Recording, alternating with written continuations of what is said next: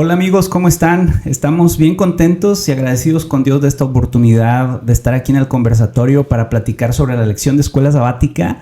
Ya vamos avanzados en la lección de escuela sabática y en esta ocasión toca un tema fundamental. De hecho, en su nombre lo dice, el fundamento del gobierno de Dios, y vamos a ir descubriendo a qué se refiere. Pero ya de antemano nos da una introducción de que es sumamente importante porque nos está hablando de aquello que es fundamental. Pero antes de iniciar o arrancar, quiero presentar a quienes me acompañan el día de hoy. Tengo a mis amigos del lado derecho, tengo a... Eloína. Mucho gusto. ¿Hace cuánto que no estabas por acá, Eloína? Pues yo ya no recuerdo el tiempo, pero yo creo que unos mesecitos. ¿Y por qué ya no habías aceptado nuestra invitación? Es trabajo, mucho trabajo. Gracias a Dios. No es cierto, Eloína siempre está dispuesta a apoyarnos. Gracias por estar por acá, Eloína. Gracias a ti. Y de este lado tenemos a... Diego. Hola amigos, ¿cómo están? Pues yo muy contento y agradecido también por la invitación de compartir siempre la escuela sabática o cualquier tema aquí en conversatorio. Gracias a Dios que nos permite estar aquí y poder estar con ustedes. Muchas gracias a ambos. Y pues entrando en materia, porque el tiempo es oro, comentábamos al inicio que vamos a hablar de un tema que en la misma introducción nos da a entender que es elemental dentro de la teología. Y la razón por la cual comento esto es porque en el título de esta lección es que nos va a hablar sobre el fundamento del gobierno de Dios. Si ya de por sí el gobierno de Dios es un tema importante, Dios en sí mismo es un tema que trasciende todo, le agregas el elemento del fundamento y nos hace una introducción magnífica de lo que va a hablar. Y quiero citar Apocalipsis 12:17. Apocalipsis 12:17 narra algunas escenas del pecado original, de cómo Satanás es expulsado de los cielos y cómo fue que arrastró a la tercera parte de los ángeles y se los trajo con él a la tierra. Y pasan una serie de cosas, una serie de tiempos en donde Satanás viene decidido a atacar al pueblo de Dios, y en ese contexto quiero leer el capítulo 12, versículo 17, dice: y fue a combatir contra el resto de los hijos de Dios. Y luego da dos características. Los hijos de Dios son aquellos que guardan los mandamientos de Dios y tienen el testimonio de Jesucristo en su medio. Entonces, hablando de fundamento, estamos hablando ya que aquellos que son identificados como remanente, como los hijos de Dios, guardan los mandamientos de Dios. Allí está precisamente el fundamento, sin dar tantos rodeos. Pero en esta lección se va a poner interesante porque vamos a descubrir por qué razón precisamente se le considera como el fundamento. El gobierno, no solamente el gobierno en el cielo, sino el gobierno también aquí en la tierra es necesario. Para que existiera, es necesario instaurar un orden moral. Y este orden moral se refleja también en la ley. Y prácticamente lo que vamos a estar estableciendo o el objetivo va a ser conectar o establecer una conexión de este todo que se llama fundamento, ¿sí? Fundamento del gobierno de Dios. Lo vamos a relacionar con el santuario y lo vamos a relacionar también con la crisis que se avecina y qué rol juega la ley de Dios y un mandamiento especial que brilla hacia el centro de esta ley de Dios. Y por qué es relevante para nuestro tiempo. Así que con este preámbulo, ahora sí quisiéramos estar platicando sobre precisamente el primer tema que nos compete, que es el santuario y la ley, ¿verdad? Sobre esto que estamos introduciendo, Diego, Eloína, ¿qué primera idea podemos mencionar relacionado con esta expresión, ¿verdad?, desafiante, el fundamento del gobierno de Dios? Sí, mira, a mí me encantó mucho esta lección, porque como hemos venido viendo cada sábado, estamos hablando del santuario, del chasco, de fechas, pero cómo se llegó al conocimiento de la vigencia de la ley de Dios.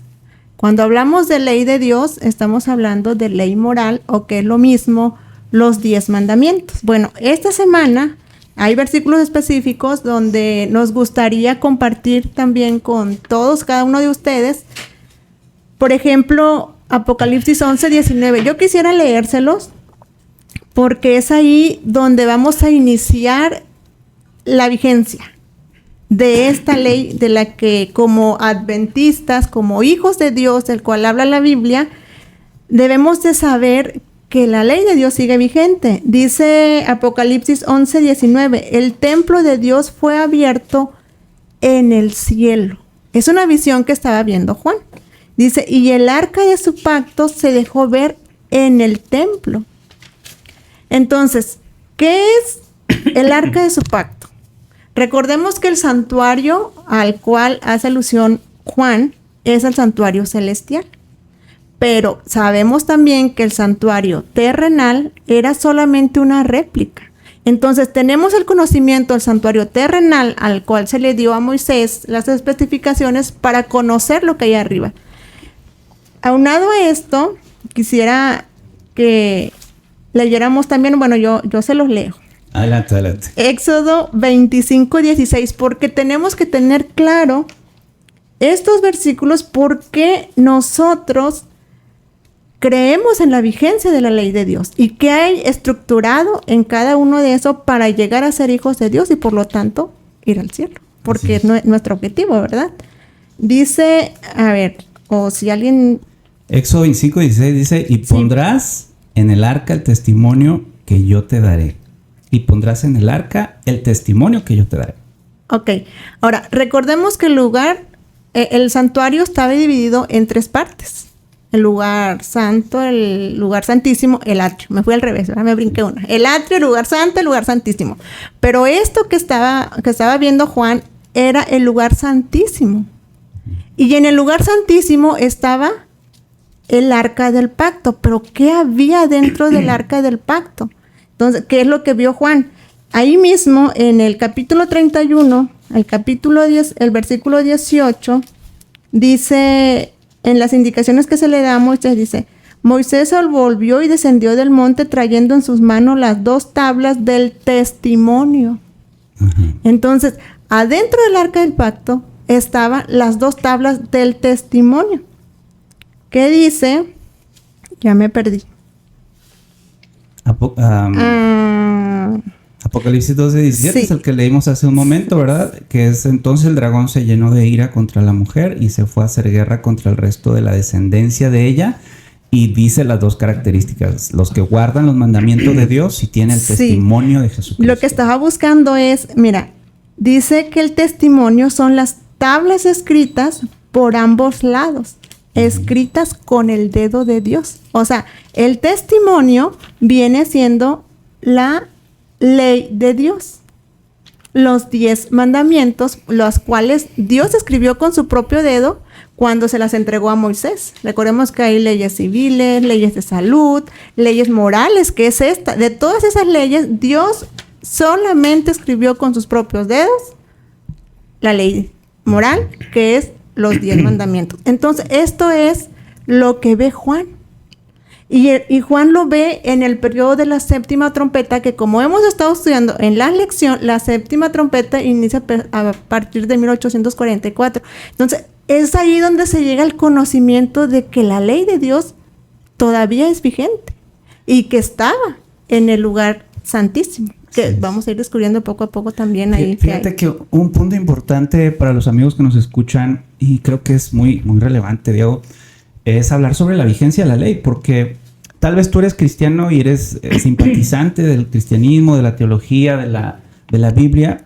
Sin embargo, hay muchísima información. En ocasiones puedes encontrar que la ley perdió su vigencia, pero Eloína lo que está haciendo es recordarnos algunos elementos que apuntan al hecho de que no perdió su vigencia. Si la está viendo Juan en el contexto del tiempo del fin, está viendo el arca y está viendo el cielo abierto y está viendo la misma presencia de Dios, ¿verdad?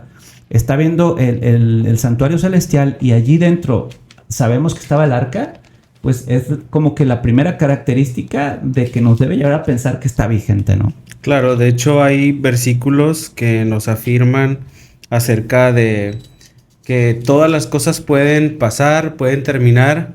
Sin embargo, hay una cosa que no termina y es precisamente la vigencia de la palabra de Dios, que en ella está contenida la ley de Dios.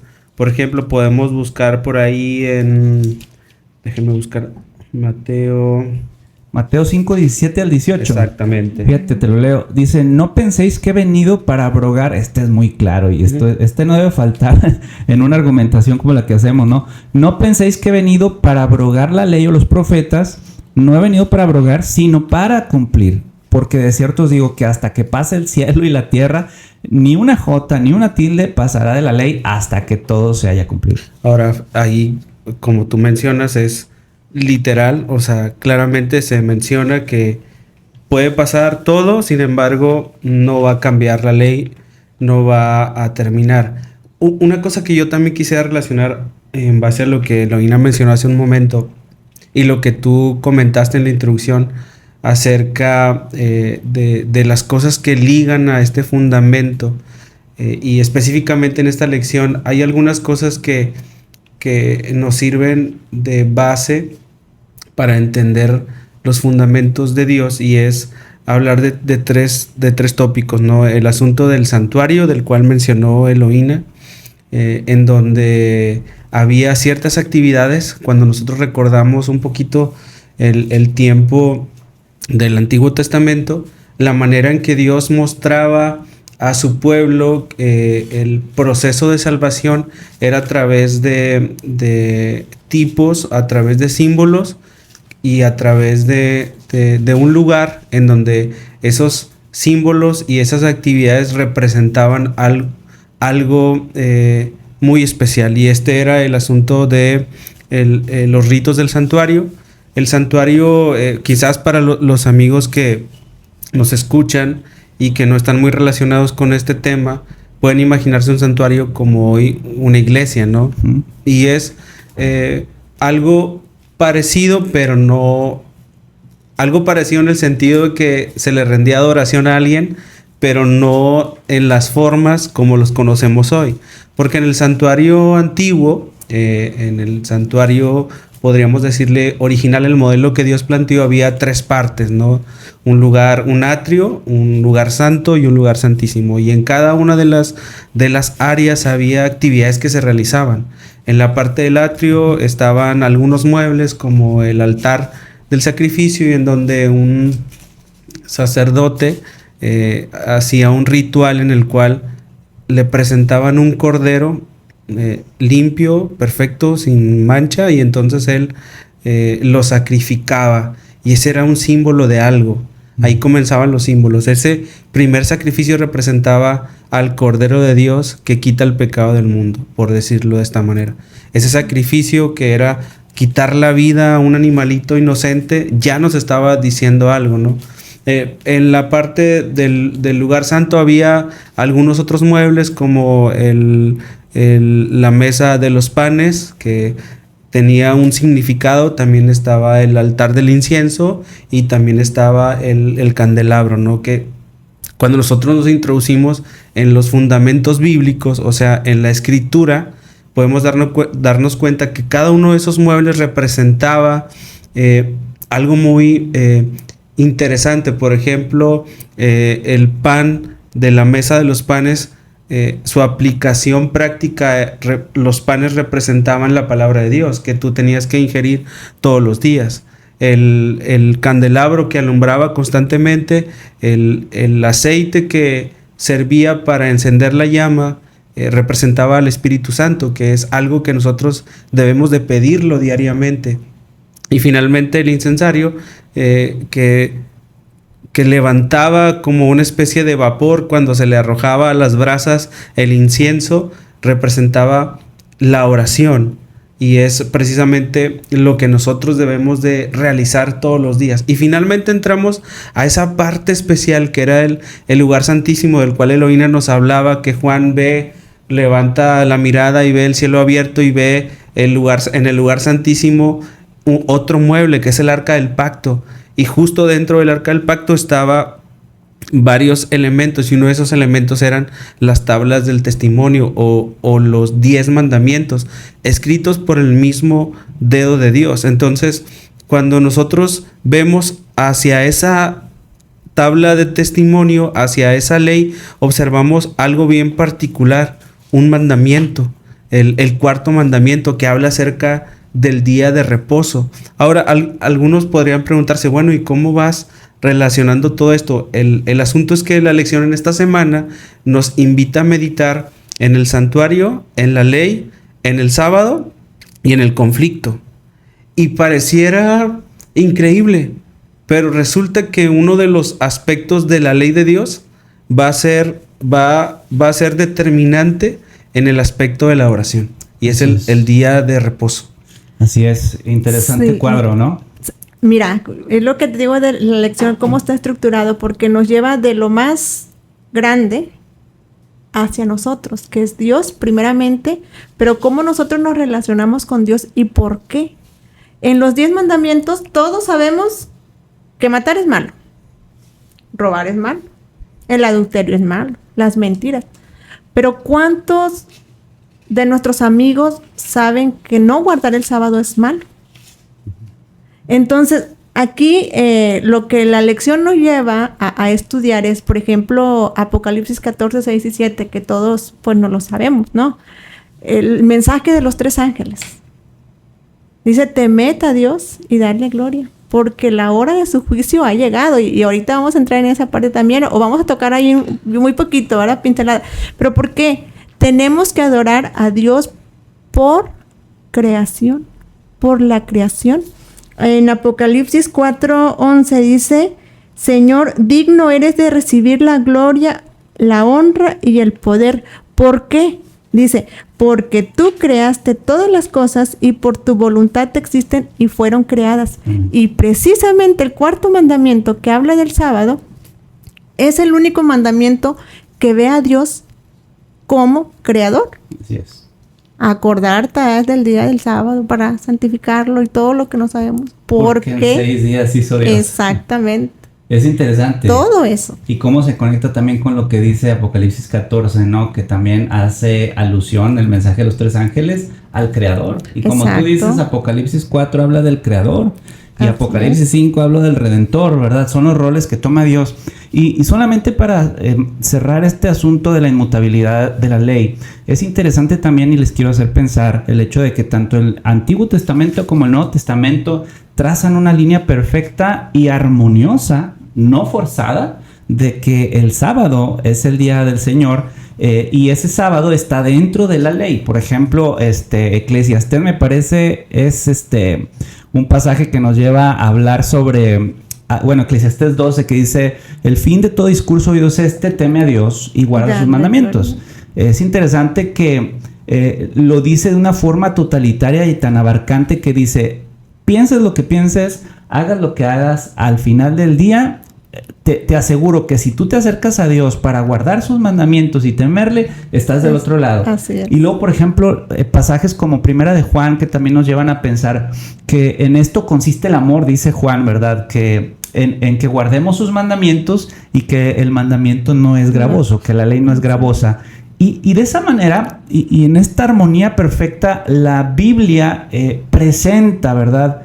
Y descartamos nuestras conjeturas, porque quiero decirles que he escuchado muchas razones medias extrañas sobre la razón por la cual la ley moral ya no está vigente, pero aquí estamos hablando de la Biblia, y la misma Biblia presenta esta inmutabilidad de la ley y que no cambia. El versículo que aludías, Diego, séquese la hierba y marchítese la flor, pero la palabra de Dios permanece para siempre. Y en la palabra de Dios es que leemos precisamente que los santos son los que guardan los mandamientos de Dios, que el fin de todo discurso oído es teme a Dios y guarda sus mandamientos. Y es una de versículos y que sistemáticamente te llevan a la ley, ¿no? Claro, fíjate que redondeando esa parte, porque creo que hay tantos temas que tenemos que abordar, pero de pronto se nos pasan algunas gemas muy interesantes. Por ejemplo, en Salmo 111, del 7 al 9, del 7 al 8, hay un texto que reafirma el asunto de la inmutabilidad de la ley. Y a lo mejor para no complicarnos demasiado con esta palabra, es que la ley no cambia y que se mantiene vigente. Dice, las obras de sus manos son verdad y juicio. Fieles son todos sus mandamientos, afirmados eternamente y para siempre. Sí. Ahora fíjate, a lo que tú comentabas, sí, la lección esta semana nos desafía a contestar por qué las personas o cuáles son las razones que la gente presenta a menudo para alegar que ya no estamos obligados a guardar los 10 mandamientos. A través de los versículos hemos comentado que la ley de Dios no cambia por las circunstancias, no cambia por una interpretación, no cambia por una conveniencia. Yo recuerdo hace mucho tiempo, les quiero platicar rápido una anécdota. Estábamos haciendo una auditoría en Villahermosa y yo recuerdo que siempre que iba a las auditorías, a veces durábamos un mes fuera y me tocaba atravesar fines de semana. Y entonces, pues mis compañeros de trabajo decían, oye chavo, me decían, porque era uno de los nuevos. De los chavos. Exacto, y aparte de los más chavos en ese tiempo. Sí. Y me decía, oye chavo, ¿y qué? ¿Por qué no vas a ir a trabajar mañana? Porque yo descansaba los sábados y ellos trabajaban el sábado en las empresas y yo iba el domingo a las empresas. Entonces me decía, ¿por qué no vas? Y yo le dije, no hombre, porque guardo el día de reposo. ¿Y cuál es ese? El sábado. Y él es una persona creyente, es una persona que asistía a la iglesia, no a la iglesia adventista, asistía a otra iglesia, pero él decía, ¿por qué guardas ese día? Y le expliqué el asunto de la Biblia, el asunto de la ley, el asunto de Éxodo 20, el asunto de Mateo 5. El asunto de la gracia. El asunto del plan de salvación. Exacto. Y entonces me llamó mucho la atención que le expliqué y al final me dice, oye, tienes razón. Y luego le dice, pero yo no podría guardarlo. Y luego, ¿por qué? Dice, porque no me conviene. Entonces, yo quería ligarlos a que esa es una de las otras razones por las cuales a veces las personas piensan que la ley de Dios no se debe guardar completamente. O sea, ¿qué puede ser? Una mala interpretación puede hacerte creer que no debes de guardar la ley completamente. Una creencia, o una conveniencia o no conveniencia, ¿no? Pero la ley de Dios no cambia. Está ahí, está vigente y está presente. Fíjate, Ezequiel 20:20, otro 20:12, versículos muy conocidos, dice que Dios nos dio sus sábados para que sean una señal entre Dios y sus hijos. Entonces, mi pregunta es, ¿a quién no le conviene ser hijo de Dios? Una. Pues yo creo que a todos, ¿no? Tener a Dios de nuestro lado es tenerlo todo. Y el versículo 20 de este mismo capítulo dice, santificad mis sábados y sean por señal entre mí y vosotros para que sepan que yo soy Jehová, vuestro Dios. Ahora, yo puedo entender que hay muchos cristianos a veces que creen que por la gracia invalidamos la ley, porque es lo que a veces dicen, pues porque la ley fue antes de Jesús, que porque Jesús vino a cumplir, que eso es de los judíos, y muchas cosas, ¿no? Pero el apóstol Pablo, después de que Jesús partió y después de que Jesús dijo que él no vino a cambiar la ley, sino a cumplirla, ni a abolir nada de eso, dice en Romanos 3:20, dice, porque por las obras de la ley ningún ser humano será justificado delante de él, ya que por medio de la ley es el conocimiento del pecado. Hemos visto ya temas que la ley no nos salva, no nos va a salvar, pero es el que nos da el conocimiento. Y por gracia somos salvos, sí, por gracia somos salvos. Jesús nos salvó, Jesús nos dio su vida, pero también dice, luego por la fe invalidamos la ley, dice en el versículo 31. Ahí mismo se contesta y dice, de ninguna manera, más bien la confirmamos. O sea, el hecho de que nosotros conozcamos más a Jesús nos va a llevar a ser más obedientes de su ley para nuestro beneficio, no para Dios, porque Dios, como hemos dicho, Él es Dios sobre todo, creador y redentor, que es lo que nos quiere explicar esta lección, que el sábado debe ser una señal para los hijos de Dios en la relación que tengan con Él. El sábado es nuestra señal de obediencia, como lo fue para Adán y Eva. Yo creo que en el jardín del Edén, el comer el fruto prohibido.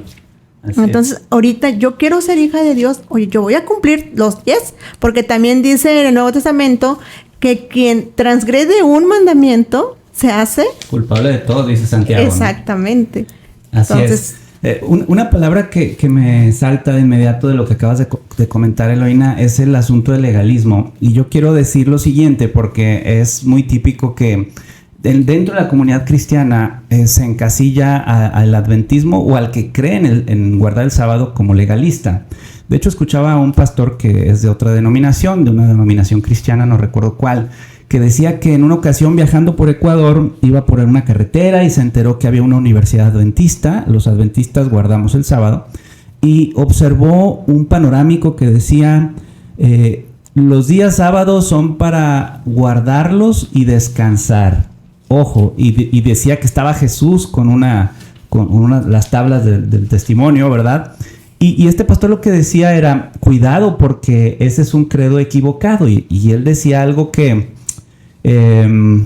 pues que no se sostiene cuando tú lo tomas bíblicamente, porque él decía, esto es legalismo. Y su argumento era de la ocasión cuando vieron a Jesús que sanaba en sábado, que por ahí se enfrentaba contra los fariseos y se coloca a los que piensan de esa manera o los que pensamos de esa manera desde el punto de vista de los fariseos. Pero hoy yo quisiera decirles, amigos, que los adventistas no creemos, ¿verdad? No creemos en ese rincón fanático de llegar a decir que el sábado nos salva en sí mismo, como bien lo decía Eloína, o pensar que la ley nos salva, como también lo decía Eloína. Tampoco pensamos que, como en aquel entonces los fariseos tenían que estar bajo una especie de yugo basado en obras, ¿verdad? No pensamos así. Y a veces me desespero un poco porque pareciera ser que dentro del imaginario social, a los que guardamos el sábado nos encasillan en que somos legalistas y se imaginan respecto a nosotros que estamos solamente sentados y apenas alguien se levanta o va a un hospital y ya se le está juzgando porque no se debe hacer eso. Los que creemos en guardar el sábado no somos así. Nosotros creemos firmemente que en el día sábado retraer nuestro pie, que tiene que ver con dejarnos de las actividades que comúnmente hacemos para dedicarnos a una relación y al recordatorio constante de que Dios es nuestro creador, porque en 6 días hizo todo los cielos y la tierra, más el séptimo descansó, y en conmemoración a nuestro creador, nosotros hacemos lo mismo para estar en comunión con Él. Y luego, lo que subyace de ese amor, ¿verdad?, que intentamos todos los días fomentar, ojo, no obras, amor, ¿verdad? Lo que subyace después son las obras, ¿verdad? O sea, lo que tú vas a hacer. Lo que decía Santiago, que la fe sin obras es muerta. Entonces, me parece importante mencionarlo. Fíjate que conectando eso y adentrándonos un poquito en la relación de la creación, el sábado y la ley,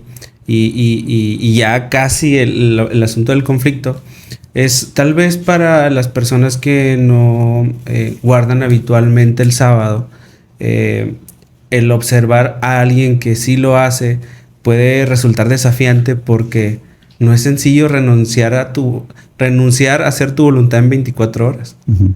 No sé si alguna vez como pensadamente hayas tú tratado de hacerte a un lado para que alguien sea primero. A veces no es ni sencillo, por ejemplo, ni cuando vas en la fila de las tortillas, ni cuando vas en el tráfico. Hace un momento yo casi creo que venía haciendo corajes porque aquí en Monterrey es difícil, pero yo decía, puse mi direccional y entonces venía una fila enorme de carros y entonces pues yo iba despacito, y entonces dije, ya me van a dejar pasar, y no, y luego ya me van a dejar pasar, y no. Y ya me metí así, y ya me dejaron pasar. Nunca me dejaron pasar. ¿Por qué? Porque no es sencillo dejar de hacer tu voluntad. Entonces, el asunto del sábado, a los ojos de los demás, es casi imposible. Es como que... Es algo que no es común, que está fuera de lo pensado, porque es como, o sea, vas a dejar de hacer lo que haces entre semana porque es el sábado, O sea, vas a dejar de comprar, vas a dejar de ver televisión, vas a dejar de ir a jugar fútbol o de hacer lo que más te gusta porque es el sábado. Bueno, la Biblia dice que Jehová Dios hizo los cielos y la tierra y todo el contenido de ellas en 6 días, y el séptimo lo descansó y lo bendijo y lo apartó. Ahora alguien podría decir, bueno, ¿y por qué Dios hizo eso? ¿Acaso Dios se cansa? No, Dios no se cansa. Más bien la Biblia dice en el fundamento que lo hizo por amor a nosotros. Que el sábado representa el descanso que Dios hace a través de su sacrificio para con nosotros. El sábado es gracia. El sábado es comprensión. El sábado es reconocer que somos seres humanos y que nos cansamos, nos agobiamos, nos afligimos y que tenemos necesidad de tener un espacio con Dios. Si lo contemplamos de esta manera, es fácil entender el concepto del sábado. El sábado es gracia, el sábado es amor, el sábado es comprensión de parte de Dios. El sábado es como cuando el Señor te dice, vente a la sombrita, descansa un poco. Me gustó cómo lo dijiste ahorita, Diego, porque también se puede ver desde ese panorama. Es quitarte de ti mismo y darles el espacio a alguien más, en este caso a Dios. Uh-huh. Y allí es un golpe duro al egoísmo. Entonces, qué difícil y qué complicado es a veces quitarte a ti del centro de todo, porque de verdad que vivimos en una sociedad en donde estamos acostumbrados a hacer eso. Siempre estamos en el centro de todo, de nuestra realidad, de nuestra vida diaria. Y el hecho de despojarte de ese núcleo, de ese centro, a veces es desafiante, como lo dijiste, pero no es otra cosa más que esa guerra y esa pugna con tu orgullo, que también Dios quiere que escudriñemos nuestro ser para que nos despojemos de ese orgullo, nos acerquemos con humildad al Creador de todas las cosas, y después de que se fomente ese amor, vienen las obras, no al revés, ¿verdad? Exacto. ¿Y qué tipo de obras? Pues obras o dejar de hacer, ¿verdad? Claro. El hecho, ahorita mencionabas, y también lo quiero aclarar, el hecho de no jugar fútbol, no es que yo vaya a jugar fútbol o no. Aquí el punto es mi conexión con Dios, ¿verdad? Tampoco es el tema de si voy a trabajar o no. Claro. Debo de estar cercano a Dios en ese día, sí, ¿no? Es que, perdónalo, el fundamento es que Dios dice, si retrajeres tu pie a hacer tu voluntad en mi día santo y lo llamares delicia, no haciendo tu voluntad, no siguiendo tus propios caminos. Es decir, lo que Dios dice en Éxodo 20, acuérdate del día de reposo para santificarlo. 6 días trabajarás y harás toda tu obra, mas el 7º día es de reposo para Jehová tu Dios. No hagas en él obra alguna de lo que haces habitualmente. Entonces, como bien dijiste, qué bueno que lo aclaraste. Esos asuntos que mencioné hace un momento en el ejemplo no son malos en sí mismos, sino más bien que cuando es el tiempo de Dios, es el momento en que nosotros debemos de retraernos y hacer la voluntad de Dios en buenas obras. Y fíjense que quiero conectar esta parte con el asunto de que no solamente la gente se sorprende, Eloína, de que alguien guarde el sábado. El problema es que alguien se enfurece cuando tú guardas los mandamientos, y ese es el enemigo. El punto del conflicto entre Cristo y Satanás es la adoración. Y entonces cuando nosotros guardamos el sábado, lo que le estamos diciendo al mundo y al mismo enemigo es: yo estoy reconociendo al creador de todo el universo, aquel que me regaló el sábado como día de reposo y que además me dejó un manual de otros 9 mandamientos de regalo para yo ser feliz, para encontrar paz, para encontrarme en el camino de Dios. Y el punto es que Satanás se sorprende, porque te ve a ti, me ve a mí, seres imperfectos, que de pronto el sábado, el viernes a la puesta de sol, cierras la computadora y empiezas a dedicarte completamente a Dios. No es que no lo hagas entre semana, pero haces una diferenciación entre las horas santas, como menciona la Biblia. Y entonces el enemigo dice: yo tengo que sacarlo de balance. Y ahí empieza el conflicto. Entre lo entre lo común y lo santo. Y lo ¿verdad? santo. Sí, perdón, Eloína. Sí, yo desde hace rato quiero hablar. Perdón, tú interrúmpenos. Sí, no, pero es que todo lo que dicen también es muy interesante.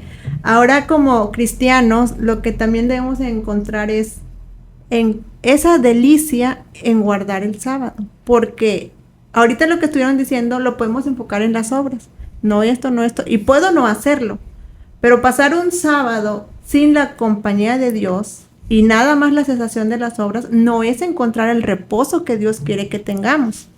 Dentro de las obras también tenemos el reposo de los problemas. ¿Cuántos de nosotros no tenemos problemas? Preocupaciones de la vida diaria, de la vida común.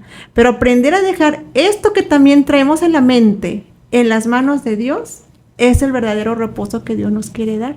¿Por qué? Porque entendemos que en las manos de Dios todo lo que hagamos, independientemente de todos los problemas, si le encuentras el verdadero sentido de tu pertenencia, ya estamos obteniendo el verdadero reposo que Dios nos quiere dar, del cual habla Hebreo.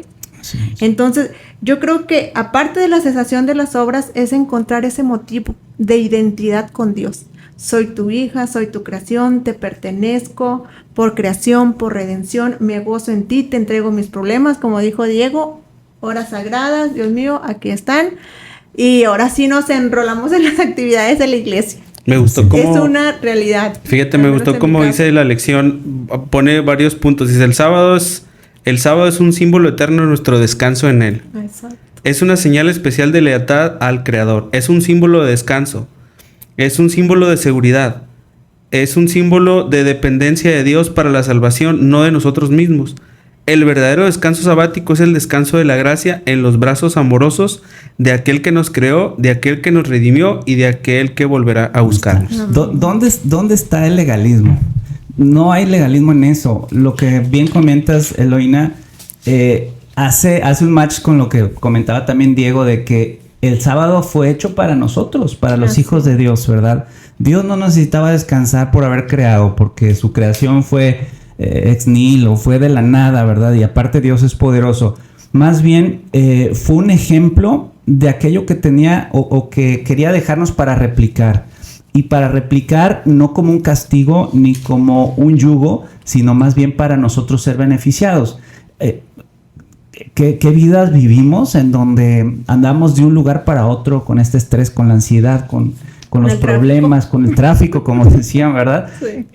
Y encontrar ese oasis dentro de la semana que te acerque a tu creador y que le puedas reconocer, que te acerque a tu redentor y se lo puedas reconocer, que te acerques a tu intermediario y se lo puedas reconocer, es una gran bendición, ¿verdad?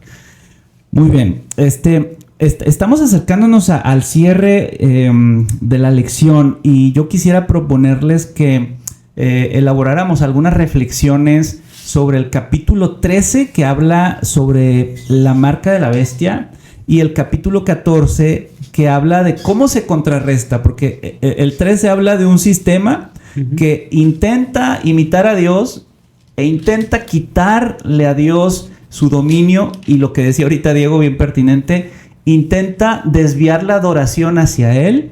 Detrás de ese sistema está Satanás.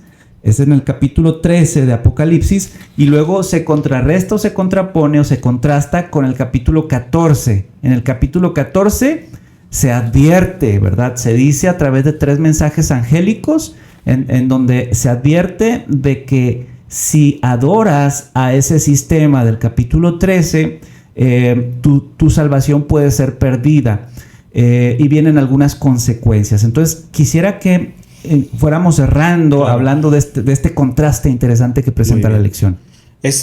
Yo creo que tan solo el capítulo 12 nos llevaría 2 o 3 podcasts analizando, desmenuzando todo eso, pero lo vamos a tratar de concentrar de manera sencilla, en breves palabras. Apocalipsis 12:17 nos da un escenario. A mí me gustaría que nos imagináramos esto. Dice Apocalipsis 12:17 que el dragón se airó contra la mujer y fue a combatir al resto, dice, de sus hijos o a la descendencia, que tienen características muy específicas, guardan los mandamientos de Dios y tienen el testimonio de Jesucristo. El asunto es por qué, la pregunta es por qué Satanás va y persigue a la mujer?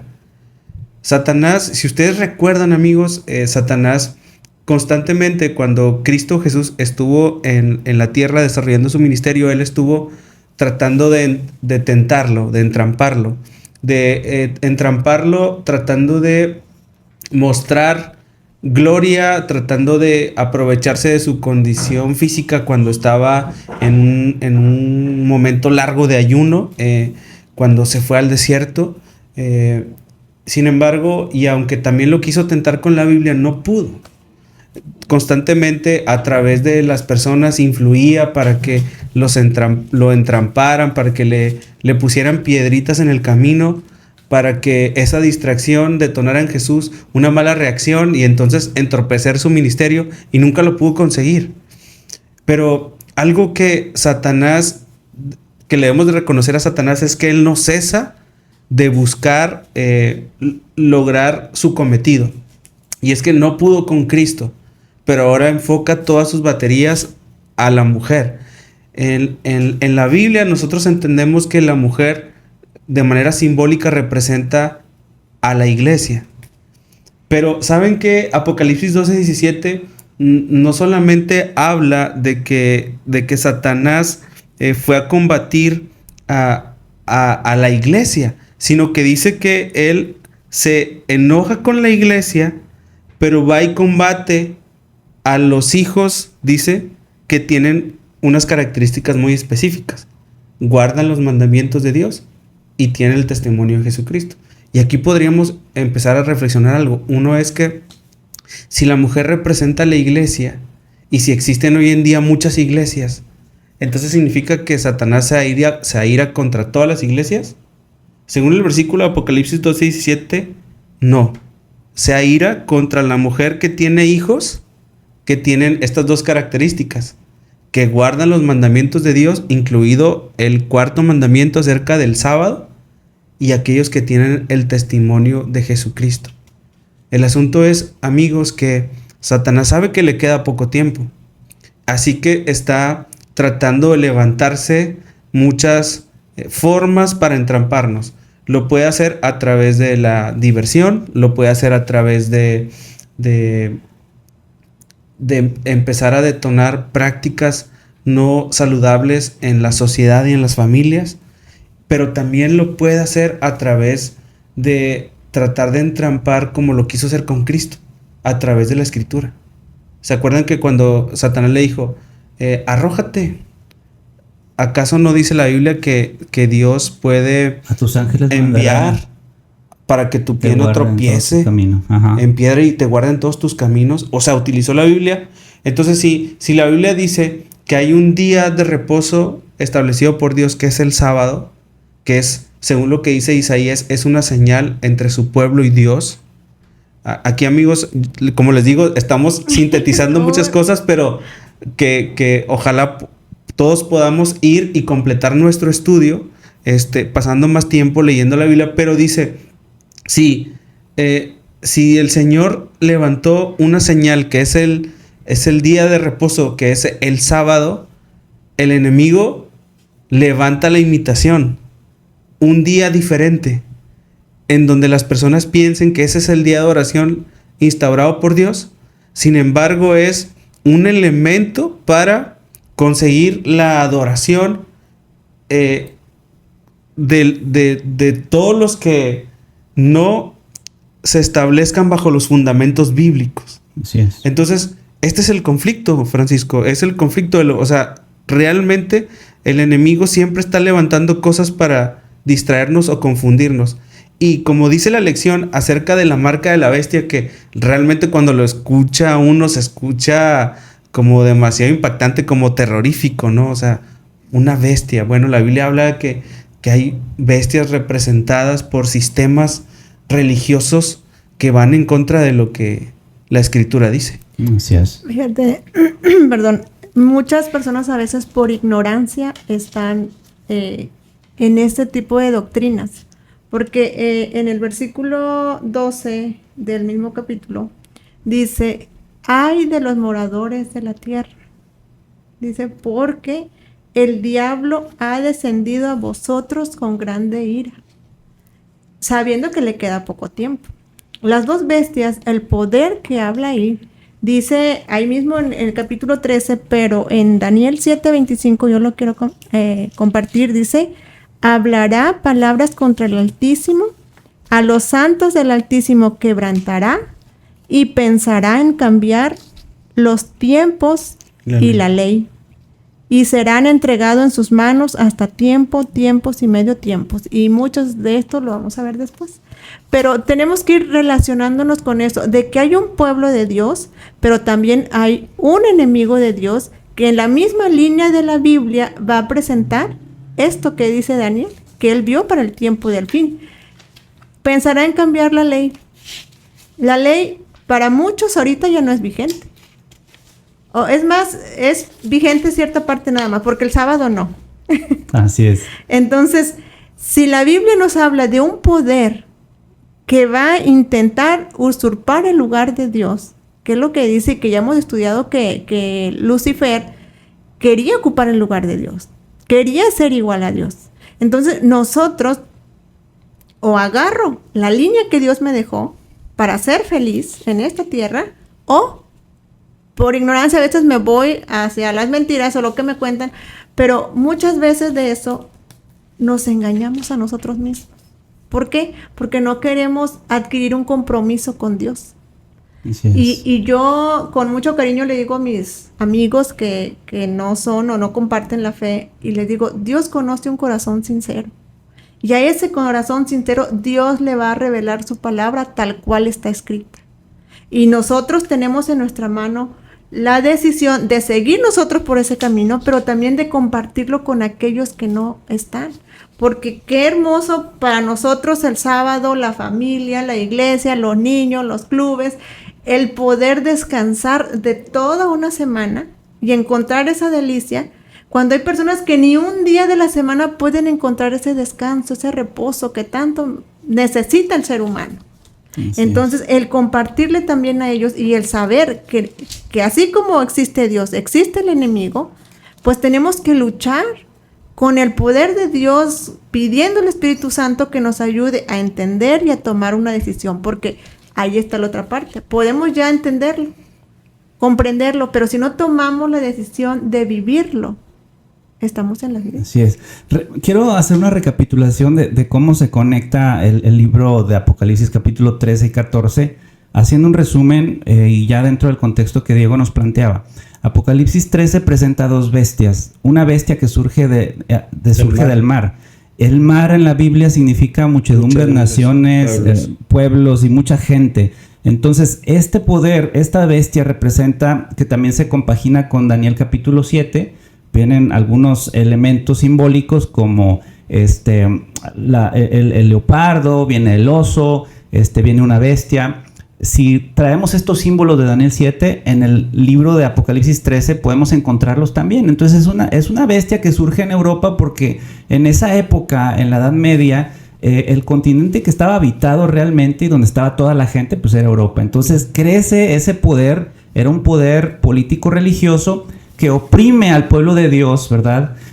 Pero que después de un tiempo, si la mitad de un tiempo, o 1260 días, que son años, después de ese tiempo, o 42 o 42 meses, hay varios símbolos para esto que luego explicaremos. Después de ese tiempo se le hace una herida de muerte, Apocalipsis 13 lo dice, pero después esa herida de muerte, esa bestia que había sido herida de muerte, es decir, que se le quita el poder, y esto está en el futuro, esto que voy a decir, se le va a permitir resucitar, es decir, tomar nuevamente poder político. Actualmente, y muchos hablan de que la herida de muerte ya se recuperó, ya sanó. No es así porque todavía no tenemos esta característica que es la unidad de poder político y religioso. Pero es interesante que el mismo capítulo 13 nos habla de una segunda bestia que surge de la tierra. La tierra se ve simbólicamente del otro continente América, donde no había personas, y se vienen los primeros peregrinos por allá al siglo XVII, y que es América precisamente, y empieza a crecer un poder. ¿Y cuál poder es hegemónico actualmente? Bueno, se identifica por Estados Unidos, que después le hace la imagen a la bestia, y entre estos dos sistemas De nueva cuenta, la bestia que había recibido la herida de muerte retoma el poder y entonces se va contra los santos del Altísimo. ¿Y dónde está la conexión? La conexión está en la advertencia que el capítulo 14 hace. Y quiero llevarlos a Apocalipsis 14 y leamos el mensaje del tercer ángel. Dice: y siguió otro ángel, un tercero, diciendo a gran voz, si alguno adora a la bestia, a esa bestia que estaba recuperando su poder, y a su imagen y recibe su marca en la frente. Cuando hablemos de marca de la bestia, pensemos simplemente en esta pugna de hacia quién recibe la adoración, ¿verdad? ¿Satanás o Dios? Si tu ser en ese entonces va a dignificar a Satanás y va a adorar a este falso sistema que intenta tomar el lugar de Dios aquí en la tierra, si va a ser así, pues seguramente vas a tener la marca de la bestia. Uh-huh. Pero si tu identidad está conectada con Dios, sigues y guardas su ley, te encuentras en la misericordia y en la gracia de Dios, has presentado tus pecados y has llegado ante las ropas, a lavar tus ropas en la sangre del Cordero, en ese sentido no vas a tener la marca de la bestia. Por eso dice el 14, si alguno adora a la bestia de su imagen y recibe su marca en la frente o en la mano, él también beberá del vino del furor de Dios, que ha sido vertido puro en la copa de su ira. Entonces tenemos un mensaje ahí de juicio, ¿no? Entonces de esa manera se compaginan, es lo que hace un poder influenciado por Satanás, y luego en el 14 la advertencia del mensaje del tercer ángel, ¿verdad? Fíjate, ya casi cerrando la lección, es importante también seguir reflexionando en esta parte del mensaje de los tres ángeles, porque son 3 puntos muy claros. Lo primero es Apocalipsis 14:7, dice: teman a Dios y denle gloria porque la hora del juicio ha llegado. O sea, nos está hablando de que todos de alguna manera tenemos que reconocer al Dios creador, porque va a haber un juicio. Es inevitable, nadie lo puede sobrepasar, nadie se puede salvar de ese juicio. 2, dice: el segundo ángel dice: ha caído Babilonia, la gran ciudad, porque ha hecho beber a todas las naciones del vino del furor de su fornicación. Y un ángel le siguió diciendo a gran voz: si alguno adora a la bestia y a su imagen, y recibe la marca en su frente o en su mano, él también beberá del vino de la ira de Dios. Aquí conecta el mensaje del segundo con el tercero. Lo que está diciendo aquí de Babilonia es que este falso sistema religioso, o este sistema religioso que profana los fundamentos bíblicos, por medio de sus doctrinas, nos da un ejemplo muy práctico el Señor cuando dice: ha hecho beber del vino. Uh-huh. Cuando tú bebes el vino, si tú te emborrachas, pierdes los sentidos, no disciernes, no comprendes. Lo mismo hace este sistema religioso que mezcla verdades con mentiras, con tradiciones, con aspectos que no tienen que ver con el fundamento bíblico, y entonces emborracha, dice, a las naciones. Pero el asunto es que dice que el destino final de este sistema es caer. Ha caído Babilonia.